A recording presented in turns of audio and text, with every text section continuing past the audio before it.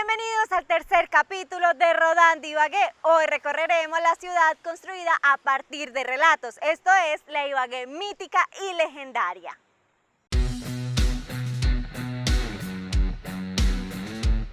El mito y la leyenda a primera vista parecieran lo mismo, pero no lo son.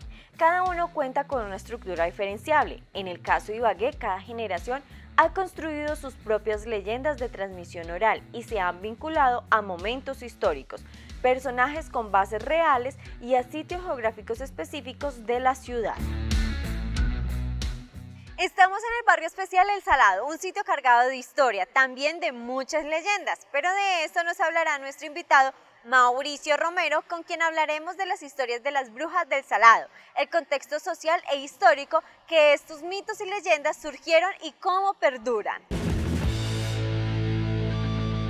Amigas de Rodando Ibagué, como les presentaba ahorita, él es Mauricio Romero, él nos va a hablar sobre las brujas del Salado, vamos a hablar sobre los mitos, las leyendas, vamos a contextualizar a todos nuestros televidentes en esta parte que es el patrimonio histórico. Bueno, gracias por la invitación al programa, muy interesante el trabajo que están haciendo con esta serie, sobre todo a nivel de recuperación del patrimonio oral, que es pues lo que estamos abordando hoy. Bueno, esencialmente nos ubicamos en el barrio del Salado. Salado es un barrio especial, un barrio tradicional que hace mucho no era un barrio, sino era una vereda, un corregimiento de la ciudad de Ibagué. Era muy separado de lo que era Ibagué, o sea, tiene su propia estructura, su propia dinámica. Como pueden observar, en este momento cuenta con su propia iglesia, su propio parque, su propia plaza de mercado, su propia identidad. Es un barrio que, a pesar de estar anexo a Ibagué, todavía cuenta con esas características propias que lo identifican como independiente, como que evoluciona independiente de Ibagué, aunque se haya cruzado en muchos momentos con la historia de Ibagué, a nivel de arquitectura, a nivel de tradición y a nivel de historia. ¿Cómo podemos contextualizar a nuestros televidentes con las historias de las brujas? Bueno, El Salado, precisamente por esa parte, por esa independencia, como comunidad empezó a generar sus propias historias, sus propios mitos, sus propios relatos orales.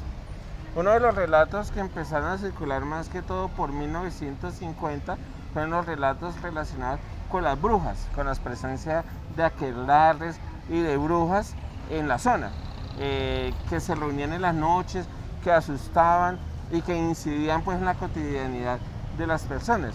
Empiezan a ver la presencia de mujeres que comienzan a trabajar como cocineras, comienzan a trabajar como parteras, como lavanderas, pero solas. Y aunque pues son necesarias para la dinámica de la comunidad, pues la verdad siempre hablan por debajo de ellas acerca de esa condición de ser solteras o de vivir fuera de un núcleo familiar. Muchas de ellas hasta se dedicaban a cosas como lo que podríamos decir medicina tradicional. Ya mencioné ser parteras, sobanderas, o por ejemplo curar con hierbas y con medicamentos pues naturales.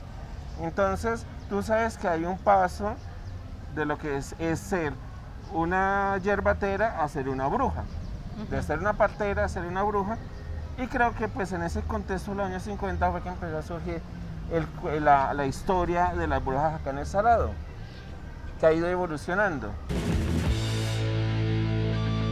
Mauro, ¿por qué es importante conservar todas estas historias dentro de los mitos y leyendas? Bueno, primero que todo, porque hay que hacer un análisis ya de la época en que fueron construidos a nuestra época, para considerar la validez de ellos. Eso es lo primero que todo, para poder diferenciar qué fue real y qué fue construcción. Porque tú sabes que detrás de toda historia, así sea imaginada, debe haber un hecho real. Entonces es muy interesante que todas estas mujeres que en su momento fueron tratadas de brujas, se les pueda en verdad hacer un análisis, en estudio de que en serio cuál era su ocupación, cuál era su rol o su papel dentro de esta comunidad. O sea, restablecer lo que podríamos decir la historia real de ellas y alejarlas del mito. Pero De todas maneras, el mito es muy importante porque hace parte de la construcción y del patrimonio de una comunidad, hace parte de esos relatos orales que no quedan escritos, sino que pasan de boca en boca y se van construyendo, y que son muy necesarias para construir el patrimonio cultural de una comunidad.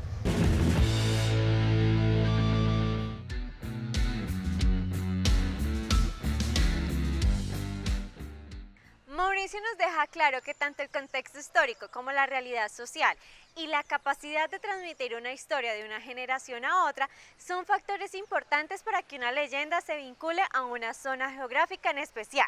El barrio especial El Salado ha sido protagonista de muchas historias, como lo podemos ver en el cortometraje Toque de Queda, Toque de Parranda, que fue rodado en este maravilloso lugar.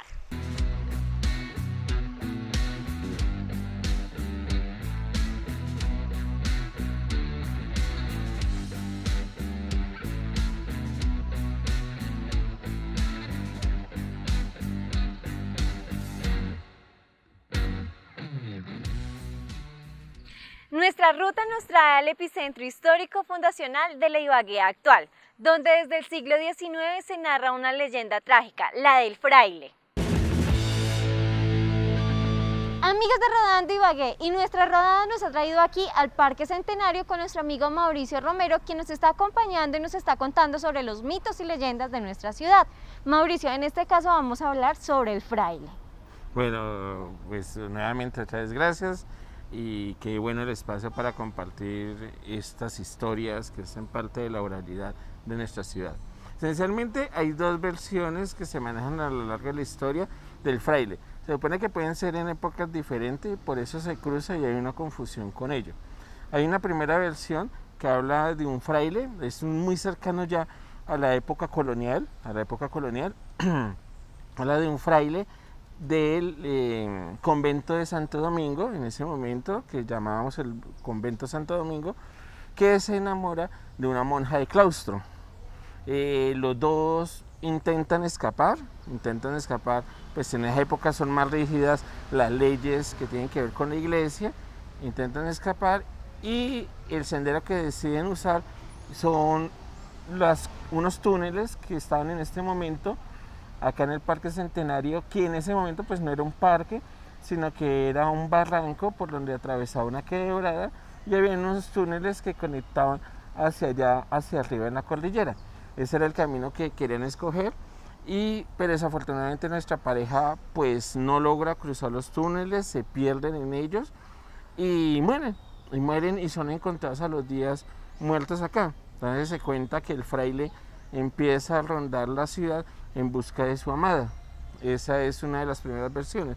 La segunda versión ya se traslada a la época republicana, a la guerra civil de los 1000 días, cuando Ibagué estaba en ese momento en poder o era bastión de los conservadores, y Tulio Varón con sus tropas liberales estaban intentando entrar a la ciudad para invadirla. Y en uno de esos intentos de entrada pues son repelidos por el ejército conservador hacia la altura de la calle Décima, por el lado de lo que hoy actualmente es la CUN. Entonces, en su huida, en su retirada, se encuentran sobre la 15 con Quinta con un fraile, al que pues atropellan, al que matan, mutilan y pues le quitan la cabeza, la cual desaparece. Ahí nuevamente son repelidos por otra emboscada que le hacen los conservadores, por lo cual se tienen que devolver acá y tienen que usar los túneles para escapar por acá, por el lado que va hacia las minas de lo que era en ese momento, ahorita es el barrio Ancón, que en esta época era la finca Ancón, que era una zona de minas de oro y de plata, y pues había hartos socavones y era un territorio que conocía a la perfección Tulio Varón, y escapan por ese sendero. Se supone que la cabeza la botan en ese sitio. Los ibaguereños intentan buscar la cabeza del fraile durante un par de días, pero ya al no encontrarla, pues deciden enterrar al fraile en el cementerio, que en ese momento quedaba en el Culebrero, que es al pie de la Clínica Tolima, y lo entierran pues sin la cabeza. Entonces empiezan a contar que el fraile comienza a merodear por la ciudad, pues en busca de la cabeza, en especial por esta zona, que pues como te digo, era una zona boscosa, una zona de quebrada, una zona donde pasaba, pues, que dividía la ciudad en dos, por decir algo. Mauricio, estas historias hoy en día, ¿cómo impactan a nuestra comunidad? El asunto es que queda en la historia popular más que el fraile, es la existencia de las cuevas y de los túneles que habían en esta zona y que por cuestiones de seguridad un alcalde en los años 80 hizo cerrar y hizo tapiar con cemento, porque pues muchos estudiantes de colegio en esa época conocían la historia de los túneles e intentaban entrar en ellos, pero pues, pues se podían perder, hubo problemas de pérdida de ellos, entonces pues como cosa rara en la ciudad, en lugar de intentar preservar ese proceso de los túneles y de lo que fue la minería en ese momento que dejó socavones, pues lo más que consideraron fue tapiar los túneles y dejar ese patrimonio ahí encerrado sin explorarlo y sin en verdad conocer la real trayecto que tenían estos túneles acá en la ciudad de Ibagué. Eso fue lo que se conoció en los 80.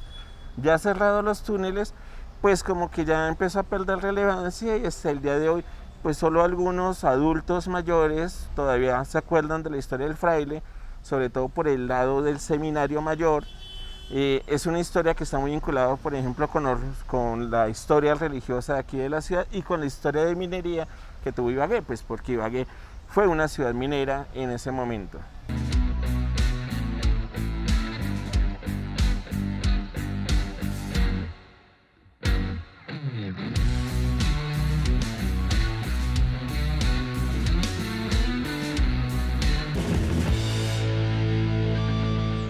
La fuerza de los relatos orales, sean leyendas o mitos, dependen de la capacidad de estos para ser transmitidos de una generación a otra, ser capaces de trascender, volverse en escritos y ser inmortalizados en medios digitales. Hay muchas leyendas viejas y nuevas por contar en la ciudad.